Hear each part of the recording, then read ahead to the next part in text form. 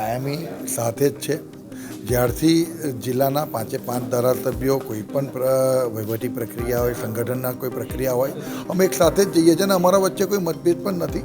જિલ્લાનું સંગઠનની જ્યારે પ્રક્રિયા ચાલતી હોય ત્યારે જિલ્લાનું સંગઠન સારું બને, ચૂંટાયેલા જનપ્રતિનિધિ અને સંગઠન એક સાથે થઈ અને પાર્ટીનો વ્યાપ વધારે એવી રજૂઆત અમે આજે જે અમારી ત્યાં પ્રદેશ નિરીક્ષકો આવ્યા છે એમને પહોંચાડી છે અને દરેકે પોતપોતાની રીતે જ્ઞાતિ સમીકરણના આધારિત વ્યવસ્થિત બધાના જ્ઞાતિમાંથી એક બબ્બે નામ સંમતિથી આપ્યા છે.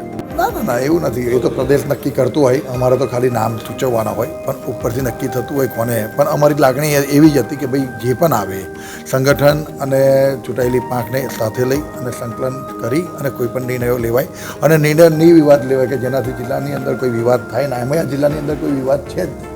જેટલું મીડિયાના મિત્રોના માધ્યમથી જ્યારે પણ કંઈ વાત આવી છે કે કંઈ છે તો એમાં વિવાદિત નથી હોતો, પણ એનો કંઈક ને કંઈક અર્થઘટન ખોટું થતું હોય છે. આજે પણ આ પ્રક્રિયા છે ને પ્રક્રિયાની અંદર 5 ધારાસભ્ય એક થઈને બધા નામ જિલ્લા તાલુકાના રિપીટ અને પ્રદેશ નક્કી કરશે. આમાં એક વસ્તુ છે, જો રિપીટ થવાનો તો પ્રક્રિયા ના કરે, પણ પ્રદેશમાં આટલી મોટી ઉપાધ્યક્ષની મોટી જવાબદારી આપી છે તો પછી એમને બીજા જિલ્લાના પ્રભારી પણ બનાવવામાં આવશે અને જિલ્લાને એમની કામ પણ સોંપવામાં આવશે. તો વડોદરા જિલ્લાની અંદર નવા પ્રમુખની નિમણૂક માટેની જ આ કદાચ પ્રક્રિયા હોઈ શકે.